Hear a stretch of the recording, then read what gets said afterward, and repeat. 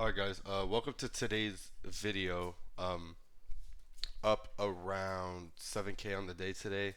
Uh, it just came to my attention that I didn't post a video on YouTube yesterday, and it was, of course, the one day I lost. I ended up posting my recap on my Discord, on my free Discord. But I forgot to upload it on YouTube, so my bad for that. But let's get into today. It is October 10th. Like I said, up 7K. Let's go over the trades, what I took, and then we can get into what happened. We all know the Trump tweet of doom. All right. So going into the morning, you can see we had a 9:30 manipulation move that I actually missed. We ended up coming down, taking these lows, and then bouncing pretty heavily, almost to all-time highs. That would have been a nice trade. Um, I don't know, just wasn't really looking for a 9:30 manipulation play. Just like I don't know, I was looking for more of like clear manipulation. Like if this low would have gotten taken, I would have taken it. But since it was this tight, I just didn't even take it. Now going over the trades I did take today. Um, you can see here we put in this internal low. This is all-time highs. If we zoom out on NQ here, on the 5 minute, you can see that is all-time highs right here. So I thought with this move during open that we were just gonna go to all-time highs. I don't know if we are gonna pass it, but all I wanted to see was all-time highs. So you can see we put in this internal low inside of this 1 minute fair value gap, took the low, souped it with the bullish SMT. You can see ES didn't take this low, putting us a bullish SMT. So I stopped along with two cons, targeting all-time highs. Now I ended up taking one off here when we got this pretty big candle, and there's kind of two reasons for that. One, because of my loss yesterday, I knew if I took one off, I was securing all of my loss from yesterday. So it was kind of like an emotional decision. There wasn't really a reason I took one off, but I did. I wanted to secure the loss from yesterday, and that was basically it. Ended up leaving my last con riding, and that one ended up getting stopped at break even. Now, going over my second trade, it's a little bit less of a model, more of just like a conviction play. So you can see we never ended up taking all-time highs on ES or NQ.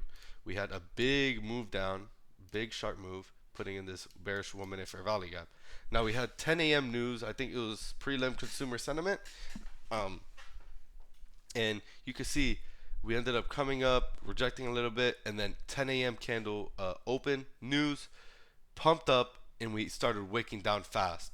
Now with news candles, what I learned over the past couple years of trading, news candle will usually just go straight to the draw on liquidity. It would either go straight up or straight down to whatever high or low the market is targeting. So you can see, ended up slapping a short once we started wicking down, targeting this internal low. You see we had these kind of stacked lows here. Um, we had these stacked lows here inside of this 1 minute fair value gap. So like I always talk about, lows or highs inside of fair value gaps are always a higher draw in liquidity. So targeting this internal low inside of this 1 minute fair value gap, and you can see we got a fast sharp move down to those lows, closed there, and I called it a day. There was pretty much nothing left for the day.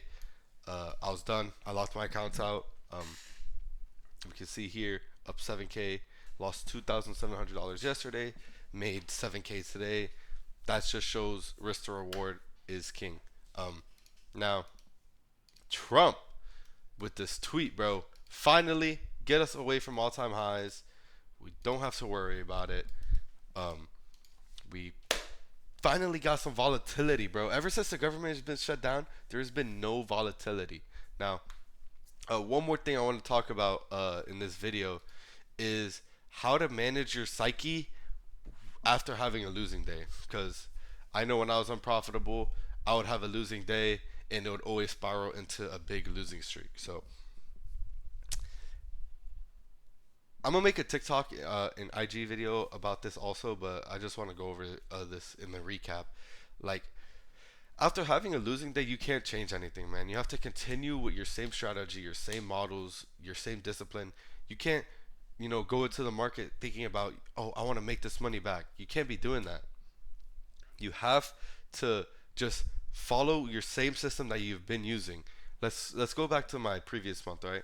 You can see I was on a crazy winning streak. All wins, all wins, all wins, all wins. And then my first red day in a while, right? Why would I change anything? I don't change anything. I follow the same system that I know that is profitable, and I will overcome that losing day. Like, the money doesn't matter. Like, losses are inevitable in trading. No trader has a 100% win rate, and that's what you have to get in your mind and in your head, and just know that losing days are okay. They're all losses are just learning experiences. There's no such day as a losing day if you learn something from it. Remember that. So that's kind of just what I wanted to touch on. Um, a lot of people I see just, they have one red day and they can't end the day red, and they end up blowing their whole account, or they just start spiraling and just focus so much on making that money back that they can't even take good setups because they're forcing every trade. So that's kind of what I just wanted to go over. Hope you guys could learn something from this video. I'll catch you guys in the next one. Peace. There's no trading on Monday. Um, it's a U.S. bank holiday, so I'll see you guys on Tuesday, most likely. If you haven't already, join the free Discord. Link will be in the description, and I'll catch you guys in the next one. Peace.